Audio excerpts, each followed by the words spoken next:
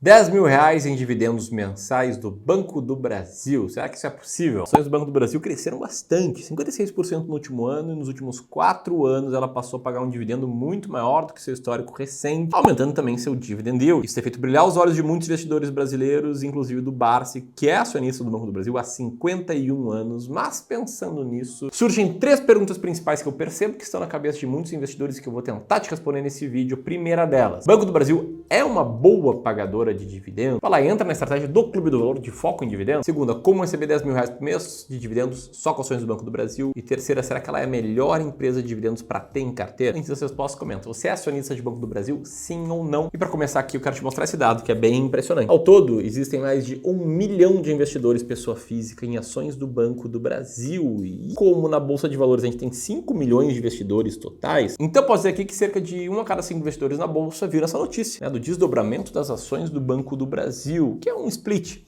que tem como objetivo tornar a ação um pouco mais acessível aos pequenos investidores. Eu sinceramente não entendi muito por quê, porque as ações do Banco do Brasil têm muita liquidez também no mercado fracionário. Mas enfim, o desdobramento é isso, é um mecanismo que uma empresa pode usar para aumentar a liquidez das ações, fazendo com que cada ação se torne 2 ações e com que a cotação da empresa caia pela metade. Ou seja, cada investidor atual do Banco do Brasil, pós-desdobramento, vai ter o dobro de ações, né, porque a proporção é de 1:2. Há uma cotação que cai pela metade e o valor de mercado, quanto vale o Banco do Brasil, não muda em absolutamente nada. Os dividendos não mudam em absolutamente nada. O Banco do Brasil não se torna mais barata por causa disso, não se torna mais cara também por causa disso, não fica uma melhor pagadora de dividendos e nem uma pior por causa disso, tá? Se você ouvir alguém falar que, nossa, ficou mais barato, ficou melhor, ou alguém falar que, cara, ficou pior, toma cuidado, essa pessoa não entende do que tá falando, numa boa. Enfim, tá, o ponto é que o desdobramento já foi aprovado aí pela Assembleia, foi aprovado também pelos acionistas. Tem gente que olha como positivo movimento porque pode aumentar a base de investidores. De novo, a ação não ficar mais barata, nem mais cara, nem melhor pagadora, nem pior pagadora. Só vai talvez aumentar um pouco a liquidez, que já é muito grande. Mas dito isso, indo para o próximo ponto aqui dessa história, que recentemente o Banco do Brasil anunciou aumento nos dividendos pagos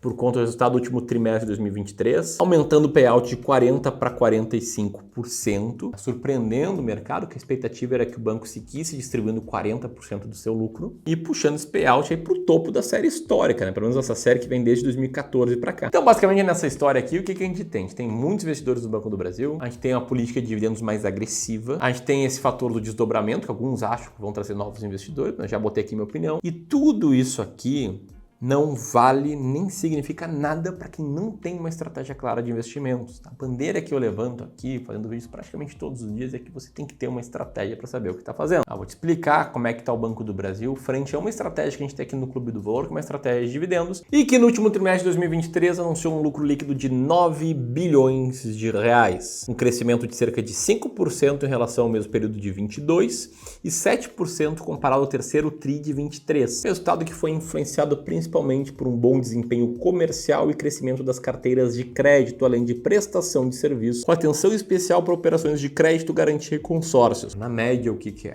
ruim para o cliente acaba sendo bom para a empresa Banco do Brasil. E também dá para destacar aqui o controle de despesas administrativas, que se mantém em linha. Agora eu quero olhar aqui para alguns indicadores do Banco do Brasil junto contigo, utilizando a nossa planilha aqui do Clube do Valor, que é a planilha inteligente para seleção de ações, que você pode fazer o download apertando aqui no primeiro link na descrição ou nesse link que eu vou deixar aqui. Aí você coloca aqui as ações do Banco do Brasil, vai ver que ela está com uma relação de preço por valor patrimonial exatamente em uma vez, que significa que se liquidasse todo o seu ativo e quitasse todo o seu passivo, distribuísse o excedente para os acionistas, ficaria tipo elas por elas. O que é diferente de outros bancos listados na Bolsa, como por exemplo o Itaú e o Bradesco, que tem uma relação de preço por valor patrimonial de 1,81 vezes no caso do Itaú e de 1,03 vezes no caso do Bradesco, que está sofrendo bastante. Por que o Itaú principalmente tem um PVPA muito maior? Porque o mercado enxerga menos risco no Itaú, enxerga no Banco do Brasil, que vamos lembrar o que está no título, né? É controlada pela União, ou seja,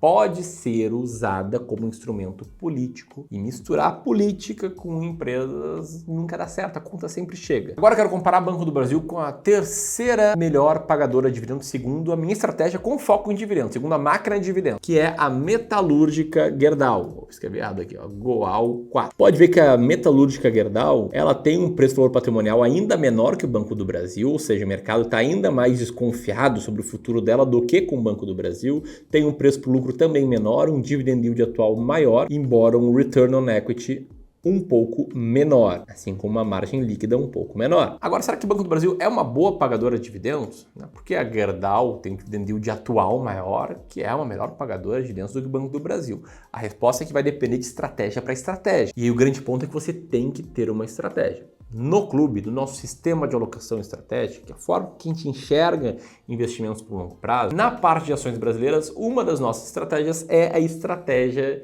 de dividendos, chamada máquina de dividendos, uma estratégia que a gente testou no passado e a carteira da máquina de dividendos teria tido essa performance que está em laranja, muito acima do Ibovespa, cujo resultado não foi acaso, não foi sorte, não foi previsão de futuro, foi a implementação de critérios claros, quantitativos, que são presentes em comum em empresas que se destacam pelo pagamento de dividendos e que muitas vezes estão baratas. Como é que funciona essa estratégia? A gente tem um filtro de liquidez, depois a gente olha para empresas que pagaram dividendos nos últimos 5 anos, que é o nosso filtro de consistência, porque a gente quer uma estratégia de boas pagadoras de dividendos, não dá para pegar uma empresa que paga muito num ano e aí fica 2 anos sem pagar. E a gente tem o terceiro filtro, que é uma média mais alta de dividendos nos últimos 3 anos, né? Não é nos últimos 12 meses, e sim nos últimos 36. Que a gente também quer olhar que é consistência no alto pagamento. Banco do Brasil passa pelo primeiro filtro, uma ação extremamente líquida, passa pelo segundo, é consistente em pagamento de dividendos e tem dividendos altos, mas não tão altos quanto as top 7 do ranking máquina de dividendos, que aliás você pode conhecer agora mesmo, se você baixar de forma gratuita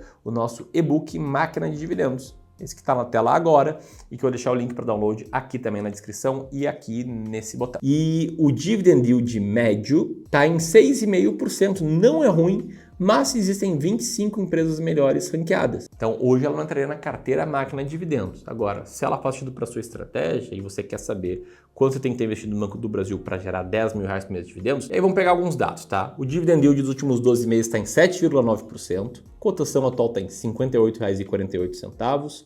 O dividendo médio dos últimos 3 anos foi R$ 3,65, foi uma média de yield de 6,22%. E aí, considerando que se a gente está querendo calcular uma renda de 10 mil por mês, equivale a 120 mil reais por ano, a única diferença é que você vai ter menos pagamentos maiores, a gente chega ao número que, se a gente considerar a média dos últimos 3 anos de dividend yield, você precisa ter cerca de 32 mil, quase 33 mil ações do Banco do Brasil, ou R$1.927.000 investidos. R$1.927.000 investidos a um dividend yield de 6,22% renderia R$10 mil por mês. Se você considerar o dividend yield dos últimos 12 meses, que é maior e, portanto, torna esta conta mais arrojada, precisa ter 26.400 ações ou cerca de R$1,5 milhão de reais investidos para gerar R$10 mil por mês. Eu te pergunto, se os resultados atendem às suas expectativas? Independentemente da resposta, o ponto é: não faz sentido concentrar seus investimentos em ações em uma única ação. Não importa se é o Banco do Brasil, não importa se é uma ação que você adora. E essa conta aqui, quanto investir no Banco do Brasil para ter R$10 mil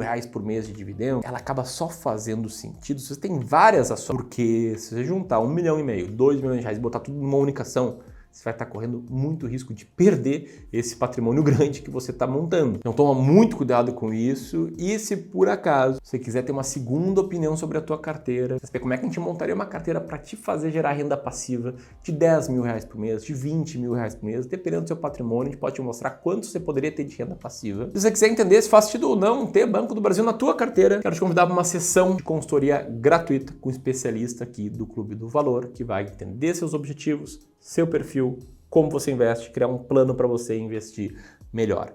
Essa sessão ela é gratuita porque ela é como se fosse uma amostra grátis dos nossos serviços de wealth aqui do Clube do Valor, serviço em que a gente ajuda investidores que têm R$500 mil, R$1 milhão, R$2 milhões, 5, 10 milhões ou mais a investir melhor o seu dinheiro. Então, se você quiser ter sua carteira analisada por um consultor aqui do Clube do Valor, vou deixar o terceiro link na descrição e um link aqui para você preencher um rápido formulário que a gente vai analisar e entrar em contato contigo eventualmente. E se você quiser continuar aprendendo aqui no YouTube, vou deixar aqui um link com um vídeo sobre como chegar a R$20 mil por mês de renda passiva. Esse é o seu próximo passo. Grande abraço e até mais.